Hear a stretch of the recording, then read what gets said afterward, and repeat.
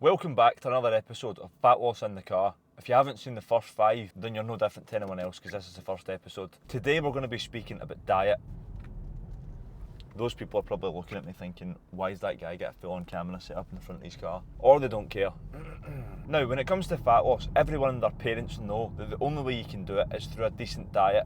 Or not even through a decent diet, just a reduction in calories. It doesn't happen any other way. But doing that is a little bit easier said than done. First thing we're going to speak about is protein. Protein is going to keep you feeling fuller for longer because it takes longer to digest than any other thing you can put in your body. And when something takes longer to digest, it obviously keeps you feeling fuller for longer, which if you're trying to lose fat is obviously a good thing. The hardest bit about protein is getting enough of it while staying underneath your calorie target. The answer to it is very, very frustrating for a lot of people, but it is just a very simple answer. And that is just eat more things that contain protein.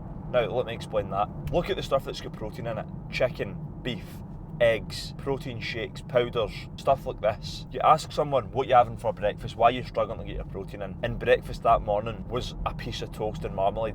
Obviously, no wonder you're going to struggle to get your protein in. That isn't to say that toast and marmalade is a terrible breakfast idea. That gets you going in the morning, it's pretty low in calorie, it's not necessarily an issue. But when it comes to getting your protein in, if you think of eating 3 or 4 meals per day, breakfast being one of those meals, if you have breakfast and it's got 0 protein in it, then all you're doing is then trying to force all of your protein into 2 meals rather than spreading it across 3 or 4. So every single meal you want to have some protein and eat the stuff that is higher in protein. Why is this guy brave? So if we look at the stuff that is high in protein, like chicken, beef, eggs, stuff like this, double down on that stuff. 400 grams of chicken breast has 100 grams of protein. So let's just say 200 grams of chicken for lunch, 200 grams of chicken for dinner. That's 100 grams of protein already for around about 500 calories. Breakfast could be maybe a 40 gram protein yogurt. That's already 140 grams of protein.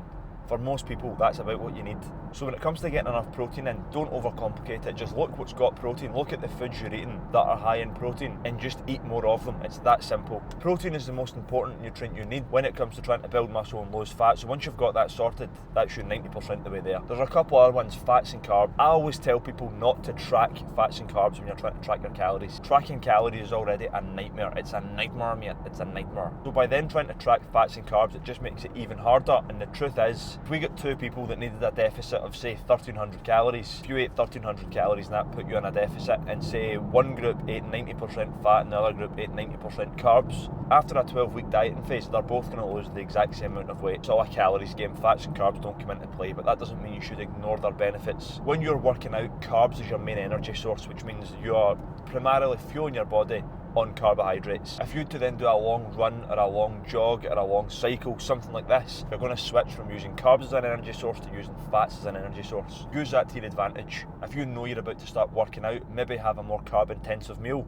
If you're then going to go a long run or a long cycle or something as discussed, maybe dropping some more fats into your diet that day is going to be more beneficial. When it comes to trying to track them, ignore that, but don't ignore their benefits, so keep that in mind. Don't go wild on trying to track them and figure out how much fat's in one meal versus how much carbs in the other. When it comes to losing fat, they're both going to be equal. Finally, number 3 is going to be fibre. Fibre is another thing that's going to keep you feeling healthy. It's going to help you feeling full. The main reason people quit in a calorie deficit is hunger. They don't enjoy being hungry. They don't enjoy feeling starving. That feeling when your stomach's rumbling. It's not a nice feeling. By trying to eat a higher fibre intake, it's once again going to keep you feeling fuller for longer. This is one of the reasons why I always try to say to clients, listen, try and get your 5 a day in, try and eat as much fruit and veg as you can. Eating fruit and veg isn't necessarily just going to melt fat off you, but it is going to help you lose fat indirectly. So don't ignore its benefits. Look at how messy the back of my car is, man. I'm going to go and film videos, so there's a light in the back and there's like some other junk, just try and ignore it. So that's a quick breakdown on macros for fat loss, but please don't forget that fat loss is a calories in, calories out game.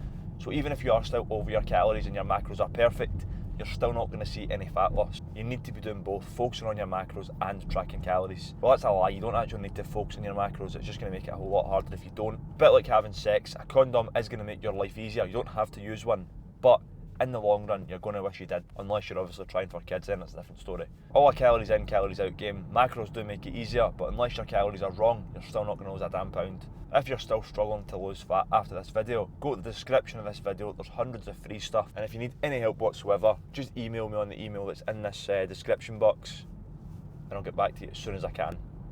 Lots of love.